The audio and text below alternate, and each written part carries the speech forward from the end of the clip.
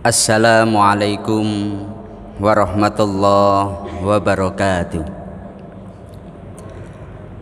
Alhamdulillah wa syukrulillah wa bini'matillah la hawla wa la quwata illa billah. Rabbi shrahli sadri wa yassirli amri wahlul uqdatam min lisani yafqahu qawli. Kepada yang kami muliakan segenap jamaah Masjid Agung Batam yang dirahmati Allah Subhanahu wa ta'ala, alhamdulillah pada kesempatan siang hari ini oleh Allah kita masih diberi rahmat, nikmat, hingga kita bisa menjalankan ibadah puasa dengan nyaman, dengan tenang. Situasi yang tidak begitu panas hingga membuat kita tidak terlalu payah. Ini merupakan nikmat dan rahmat Allah kepada kita semuanya, terutama di bulan Ramadan ini. Maka hendaknya lah kita senantiasa mengucapkan rasa syukur kepada Allah dengan senantiasa membaca alhamdulillahirabbil alamin. Jamaah sekalian yang dirahmati Allah Subhanahu wa ta'ala, dalam kultum duhur pada kesempatan kali ini kami akan menyampaikan pentingnya kita berbuat kebaikan, dan jangan sekali-kali kita itu meremehkan sebuah kebaikan meskipun itu kecil.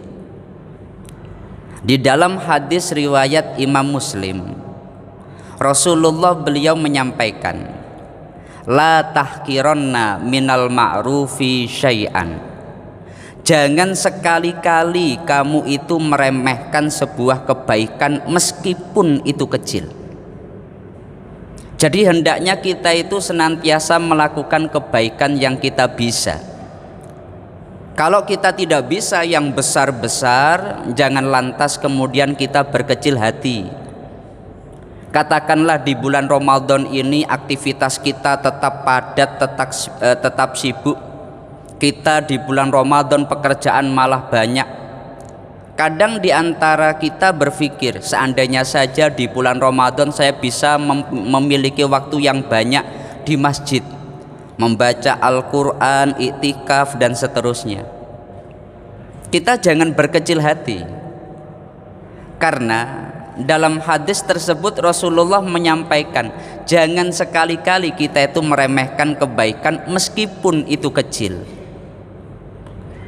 Ada sekian banyak bukti yang menunjukkan bahwa meskipun sebuah kebaikan dinilai kecil, tapi kalau Allah sudah memberikan ridhonya kepada orang tersebut, maka balasannya adalah surga. Dalam salah satu hadis, merupakan hadis yang juga sahih, Rasulullah beliau menyampaikan, dulu ada seorang perempuan mumisat, perempuan naudzubillah yang dia sebagai pezina. Artinya dia hampir setiap waktunya zina. Tapi pada satu waktu dia melakukan perjalanan, dia melihat ada anjing itu sedang mengitari sumur. Anjing itu kehausan, tapi dia nggak bisa mengambil air di dalam sumur. Maka dia hanya menjulurkan lidahnya dan dia memutari sumur. Perempuan itu dia merasa kasihan, maka dia mencopot sepatunya dengan selendangnya, kemudian sepatu diikat dan dijadikan sebagai ember atau timba, diambilkan air.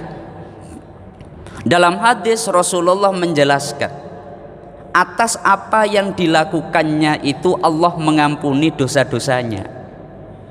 Ini padahal satu perkara yang kecil, ada anjing kehausan, kemudian seseorang memberikan minum, satu amal yang kecil para hadirin sekalian.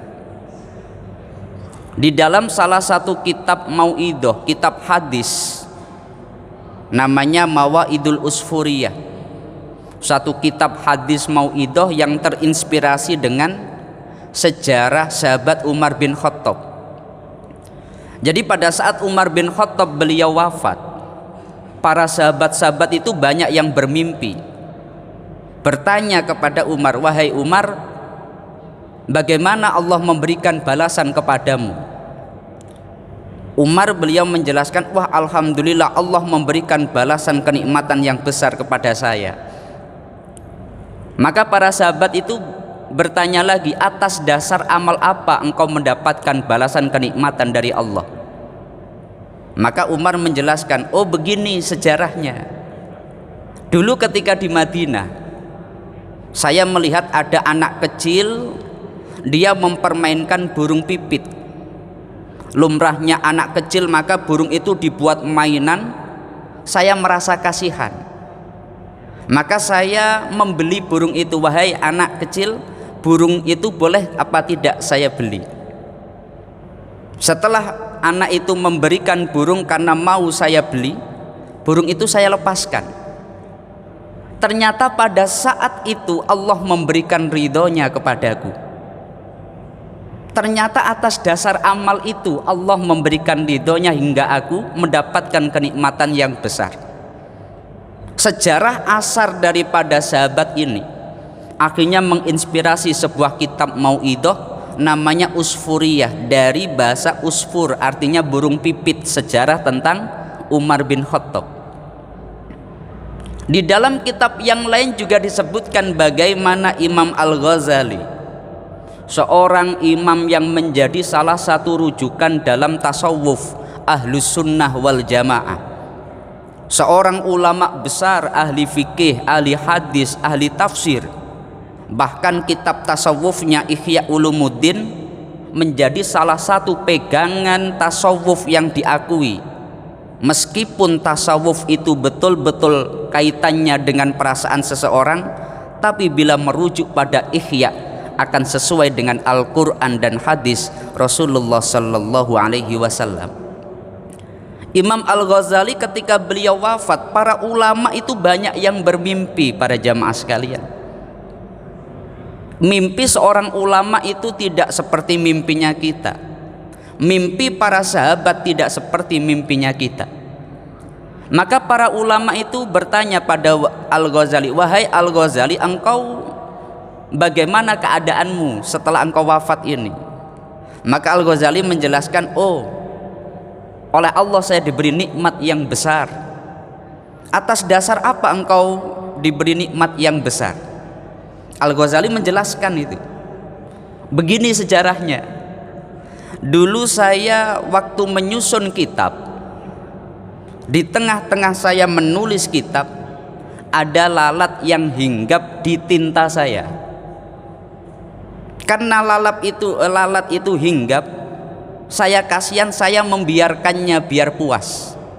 Saya menghentikan menyusun kitab. Maka ketika lalat itu puas pergi, saya melanjutkan. Ternyata pada saat saya melakukan itu, Allah memberikan ridhonya kepada saya.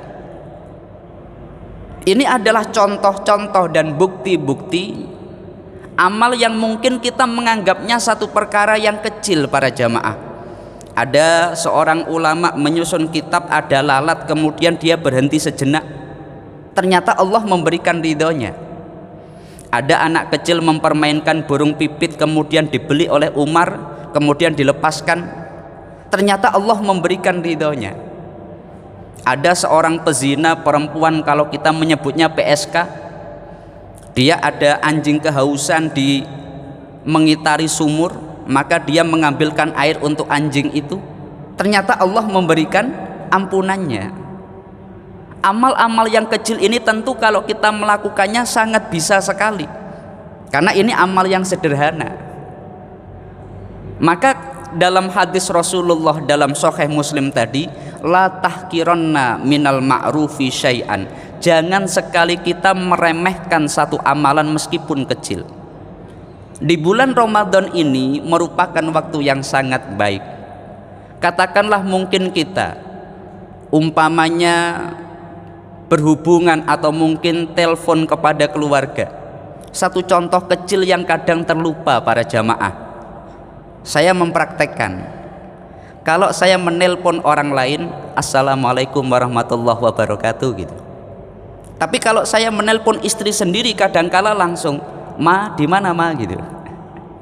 Salamnya hilang. Ketika kita menelpon orang yang jauh, orang lain, Assalamualaikum, bagaimana kabarnya? Tapi kalau menelpon anak sendiri seringkali, di mana kamu? Ini salamnya hilang. Ini satu contoh amal kecil. Maka di bulan Ramadan ini, marilah kita berusaha untuk melakukan amal ibadah yang kita bisa, meskipun kadang itu kecil, tapi selama kita melakukannya dengan baik, dengan ikhlas, bisa saja Allah meletakkan ridhonya pada saat kita melakukan itu. Dan sebagaimana dalam riwayat-riwayat yang terjadi seperti Imam Al-Ghazali maupun seperti Umar bin Khattab, ataupun dalam hadis yang diriwayatkan oleh Rasulullah tentang umat terdahulu, hingga Allah memberikan ridhonya kepada kita semuanya. Sebagai penutup, semoga kita bisa menjalani Ramadan ini dengan baik, dan betul-betul Ramadan ini menjadikan kita semuanya menjadi orang-orang yang lebih bertakwa.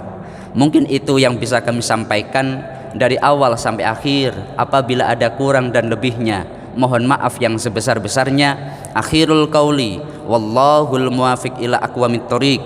Wassalamualaikum warahmatullahi wabarakatuh.